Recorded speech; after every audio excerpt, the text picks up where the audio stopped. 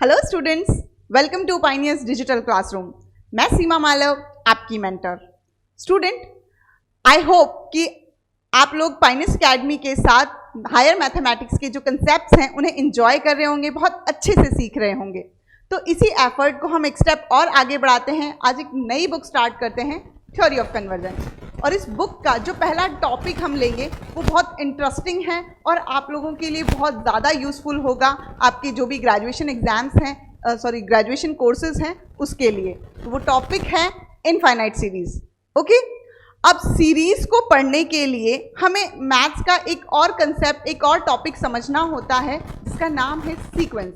तो सीरीज़ को हम 2 मिनट के लिए, थोड़ी देर के लिए रोकते हैं और पहले सीक्वेंस के कंसेप्ट को समझते हैं। एक ब्रीफ इंट्रोडक्शन ले लेते हैं कि सीक्वेंस क्या है और उसके बाद हम ये देखेंगे कि सीरीज़ में ये किस तरह से हमारे लिए काम आता है।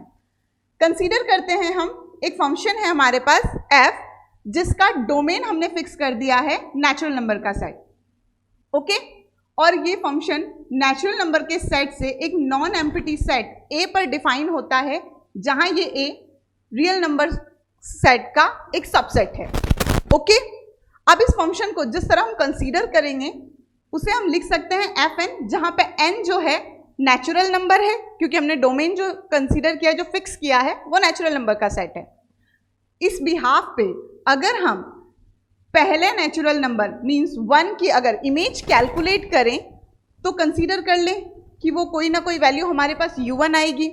सिमिलरली इसी तरह से नेक्स्ट जो एलिमेंट होगा हमारा नेचुरल नंबर 2, उसकी इमेज f2 अगर हम कैलकुलेट कर लें, सपोज वो वैल्यू हमारे पास u2 आती है। इसी तरह से हम बारी बारी से एक एक नेचुरल नंबर की इमेज को कैलकुलेट करते रहें एंड इस तरह से हमारे पास इसकी इमेजेस का एक कलेक्शन बन जाएगा। और उस कलेक्शन को हम अगर इस फॉर्म में लिखते हैं u1, u2, u3, u4 and so on, तो इसी ऑर्डर में इन इमेजेस के कलेक्शन को हम कहते हैं सीक्वेंस, हिंदी में जिसे कहा जाता है अनुक्रम। इसे और अच्छे से समझने के लिए स्टूडेंट हम कुछ एग्जाम्पल लेते हैं, एग्जाम्पल के थ्रू सीक्वेंस को और अच्छे से समझने की कोशिश करते हैं। सपोज हमने जो फंक्शन fn डिफाइन किया है, मान लेते हैं fn is equal to 1/n है। अब हम इसकी इमेजेस को देखना शुरू करते हैं। यहाँ पर n नेचुरल नंबर है, मीन्स इसका जो पहली टर्म जनरेट होगी वो होगी n इज इक्वल टू 1 के लिए, means 1/1, that mean 1। Okay, second term की बात करें u2 की, मीन्स n की जगह अगर हम 2 रखें तो ये एलिमेंट हमारे पास जनरेट होगा 1/2। थर्ड एलिमेंट की बात करें n इज इक्वल टू 3 के लिए, ये टर्म जनरेट होगी 1/3, 1/4 एंड सो ऑन। ओके, एक और एग्जाम्पल लेते हैं n²। इसके रिस्पेक्ट में इसकी इमेजेस को कलेक्ट करना शुरू करते हैं। तो यहाँ पे नेचुरल नंबर्स की बात की है तो हम पहले नेचुरल नंबर के लिए यहाँ पर इमेज कैलकुलेट करें एंड 1 का स्क्वायर मीन्स 1, 2 का स्क्वायर सेकेंड एलिमेंट वो हमारे पास आएगा 4, n इज इक्वल टू 3 के लिए यहाँ पर हम इमेज कैलकुलेट करें, 3 का स्क्वायर मीन्स 9 एंड इसी तरह से हमारे पास अलग अलग नेचुरल नंबर्स के लिए ये इमेजेस हम इस अकॉर्डिंग लिखते चले जाएंगे। सिमिलरली एक और एग्जाम्पल हम यहाँ पे ले लें। Suppose un is equal to k कोई भी कांस्टेंट नंबर है रियल नंबर सेट में से। अब यहाँ पर un को अगर हम u1 को अगर हम कैलकुलेट करें, मीन्स अगर first natural number fn is equal to 1 के लिए यहाँ पर पहली इमेज देखें तो वो हमारे पास k आएगी, क्योंकि ये k एक कांस्टेंट नंबर है, n से फ्री है। Okay, similarly n is equal to 2 के लिए u2 कैलकुलेट करें वो भी हमारे पास k आएगा, u3 कैलकुलेट करें वो भी हमारे पास k आएगा। मीन्स n की वैल्यू कुछ भी हो, क्योंकि ये कांस्टेंट फंक्शन है तो ये n के डोमेन के हर एक एलिमेंट के लिए एक फिक्स वैल्यू देगा k। ओके, यहाँ पे हमने 3 एग्जाम्पल्स लिए हैं सीक्वेंस को समझने के लिए। अब हम इन एग्जाम्पल्स के नेचर को एक बार ऑब्जर्व करते हैं कि इनकी टर्म्स किस तरह से अरेंज्ड है। ओके, जैसे हम बात करें पहले वाले एग्जाम्पल की, तो इस एग्जाम्पल में अब इजीली देख पा रहे हैं कि हर एक टर्म जो आगे आ रही है वो पीछे वाली टर्म से छोटी होती चली जा रही है। इसका मतलब इसके अंदर सारी टर्म डिसेंडिंग ऑर्डर में है। तो वो सीक्वेंस जिसके अंदर टर्म डिसेंडिंग ऑर्डर्स में अरेंज होती है उन्हें हम कहते हैं मोनोटोनिकली डिक्रीजिंग सीक्वेंस या एक दिष्ट ह्रासमान अनुक्रम। उसके बाद अगर हम इस एग्जाम्पल की बात करें तो इसमें हम यहाँ पे देखते हैं कि जो भी टर्म कंटिन्यूअसली पीछे वाली टर्म से बड़ी टर्म आ रही है, जैसे 1 देन 4 उसके बाद 9 उसके बाद 16 25 और इस तरह से हर आने वाला मान पीछे वाले मान से बड़ा होता चला जाएगा। तो इस तरह का सीक्वेंस जिसमें सारी टर्म्स जो होती हैं अगर इंक्रीजिंग ऑर्डर में असेंडिंग ऑर्डर में अरेंज होती है तो उस सीक्वेंस को हम कहते हैं मोनोटोनिकली इंक्रीजिंग सीक्वेंस या एक दिष्ट वर्धमान अनुक्रम। और ये जो थर्ड एग्जाम्पल है इसमें सारी टर्म का मान हमारे पास फिक्स है, सारी टर्म एक दूसरे के इक्वल है, तो इस तरह का जो सीक्वेंस है ये कहलाता है कांस्टेंट सीक्वेंस। तो होपफुली स्टूडेंट सीक्वेंस का ये जो हमने ब्रीफ इंट्रोडक्शन दिया है ये आपको अच्छे से समझ में आया होगा। सीक्वेंस को हम और भी एक्सटेंड लेवल पर पढ़ेंगे लेकिन वो सीक्वेंस वाले चैप्टर में पढ़ेंगे। फिलहाल हमारा जो मेन मोटो है कि वो हम इनफाइनाइट सीरीज को स्टडी करें। तो अब हम इस बात पर चलते हैं, इस कंसेप्ट पर चलते हैं कि सीक्वेंस की हेल्प से किस तरह से हम इनफाइनाइट सीरीज को डिफाइन करेंगे। सो स्टूडेंट, जैसा कि मैंने आपसे कहा था कि किसी भी अनंत श्रेणी को डिफाइन करने के लिए हमें सीक्वेंस की जरूरत पड़ती है। तो यहां पर हम मान लेते हैं कि हमारे पास एक सीक्वेंस है un which is equal to un u2 u3 up to un and up to infinity. अनंत पदों का सीक्वेंस में अनंत पद होते हैं, हम देख चुके हैं। तो हम मान लें कि ये हमारे पास एक अनुक्रम है, एक सीक्वेंस है। ओके, नाउ अब इस अनुक्रम के पदों को अगर हम योग करके लिखें, जोड़कर लिखें, तो गणित की भाषा में इस सम को, इस एडिशन को हम लिख सकते हैं समीशन un। इस समीशन un को, इस सम को ही हम कहते हैं अनंत श्रेणी। इसमें अनंत पद होते हैं सीक्वेंस के, इसलिए इसका नाम अनंत श्रेणी है। तो स्टूडेंट, अनंत श्रेणी के अंदर जिस कंसेप्ट का हम स्टडी करते हैं वो है इस सीरीज का जो सम हमारे पास आएगा वो किस तरह का होगा, उसका नेचर क्या होगा, उसका बिहेवियर क्या होगा, ये हमें इनफाइनाइट सीरीज के अंदर स्टडी करना होता है। तो यहां पर हम इस सम की बात करें, इससे पहले इस सम के नेचर को देखें कि ये नेचर किस तरह से इफेक्ट करता है, क्या क्या टर्म्स हैं जो इसके समीशन के लिए हमारे पास इस पर इफेक्ट डालती है। तो जो पहला कंसेप्ट हमारे पास आता है कि किसी भी सीरीज को ऐड करेंगे तो उस एडिशन पे सबसे पहला इफेक्ट पड़ता है उसके पदों का, उसके पदों का बिहेवियर क्या है, उसके पदों का जो नेचर है वो किस तरह का है। क्या सारे पद अगर पॉजिटिव हों तो सीरीज का एडिशन क्या होगा, सारे पद अगर नेगेटिव हों तो सीरीज के एडिशन पे किस तरह से इफेक्ट पड़ेगा। तो हम बारी बारी से इन सारे केसेस को स्टडी करना शुरू करते हैं। देखिए, मान लेते हैं कि इस सीरीज में आने वाले सभी पद पॉजिटिव हैं, ग्रेटर देन 0 हैं। ओके, अगर सारी टर्म्स पॉजिटिव है तो ये ऐड होकर हमें कुछ रिजल्ट देगी, कुछ कंक्लूजन देगी। जैसे इन इनफाइनाइट टर्म्स को ऐड करें हम, तो ऐड करने के लिए अगर हमारे पास कुछ फाइनाइट टर्म्स होती हैं तो इनका एडिशन हम बहुत इजीली कर पाते हैं, लेकिन इनफाइनाइट टर्म को ऐड करने का मैथमेटिक्स में एक बहुत इंटरेस्टिंग तरीका है। जरा ध्यान दीजिए, हम एक वर्क करते हैं कि इस सीरीज के पहले n पदों को जोड़ देते हैं और उन n पदों को जोड़कर मान लेते हैं उस सम को हम लिखते हैं Sn।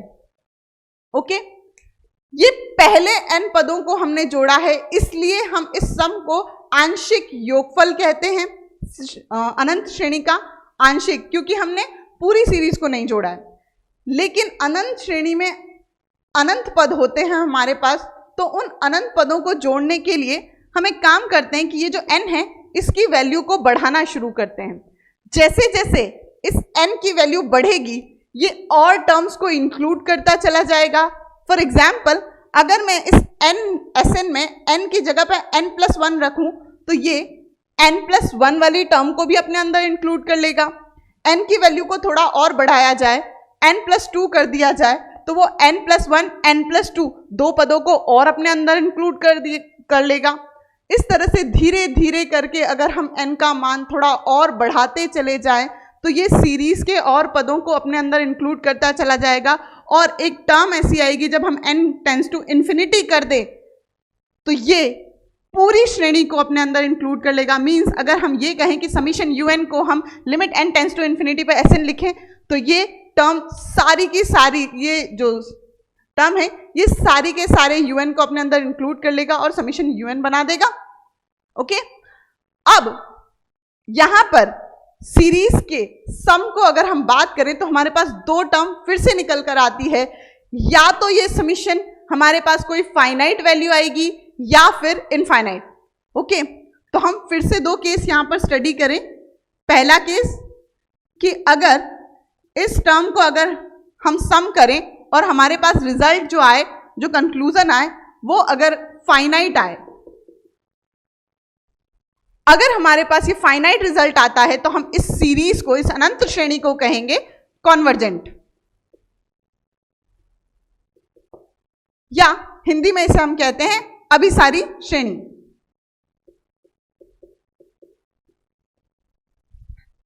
लेकिन अगर इस सीरीज का सम हमारे पास इनफाइनाइट आए तो हम इस सीरीज को कहते हैं डाइवर्जेंट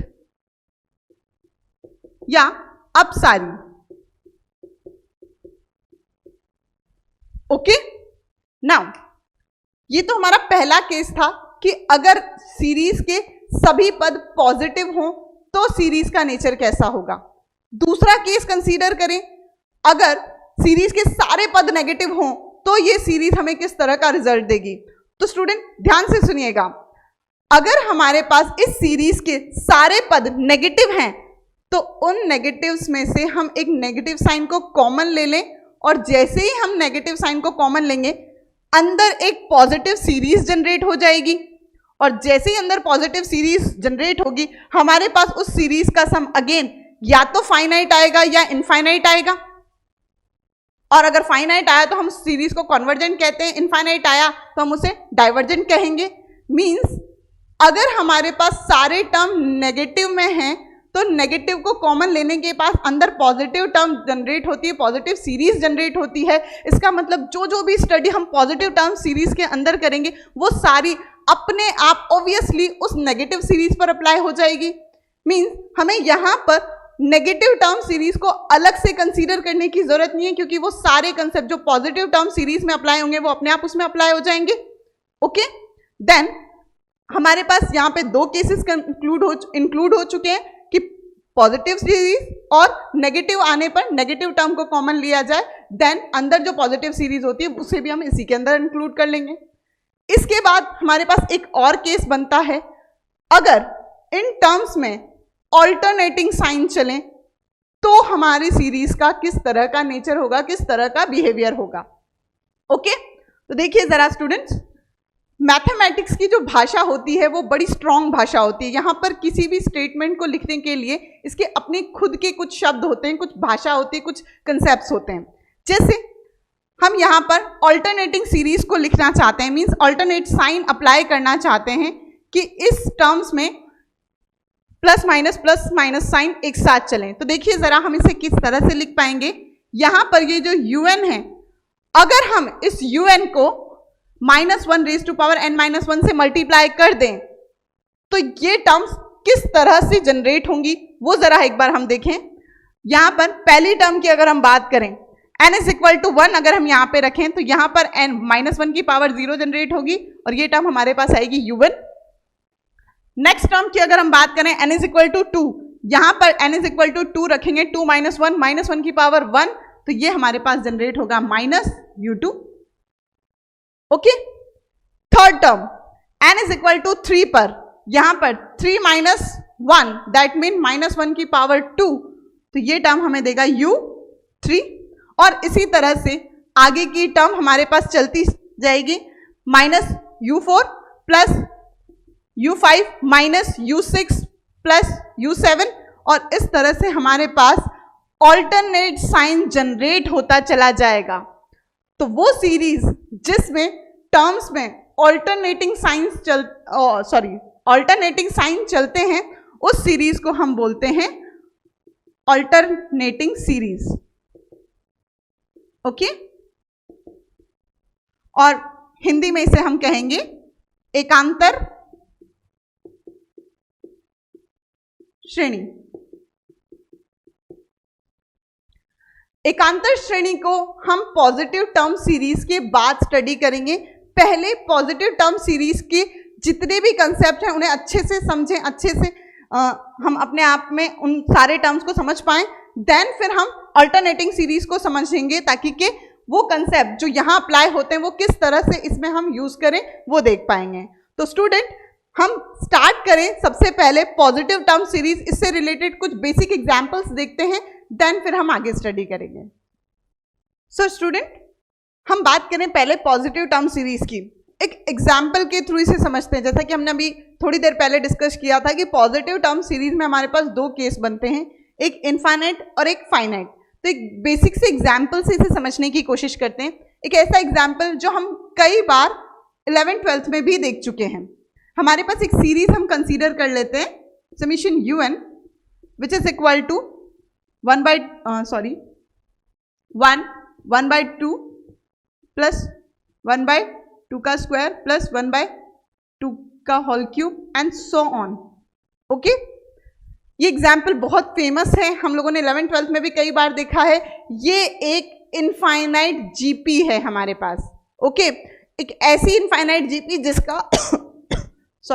जिसका कॉमन रेशियो सार्वनुपात जो है वो 1/2 है। हम बात कर रहे थे अनंत श्रेणियों में इसके सम की, तो कॉमन रेशियो 1/2 1 से लेस होने पर हम इस सीरीज का सम लिख सकते हैं a/1 - r, जहां पर r पर कंडीशन होती है कि ये 1 से छोटा होता है। ओके, a जो है इसका मतलब प्रथम पद, इस सीरीज का प्रथम पद।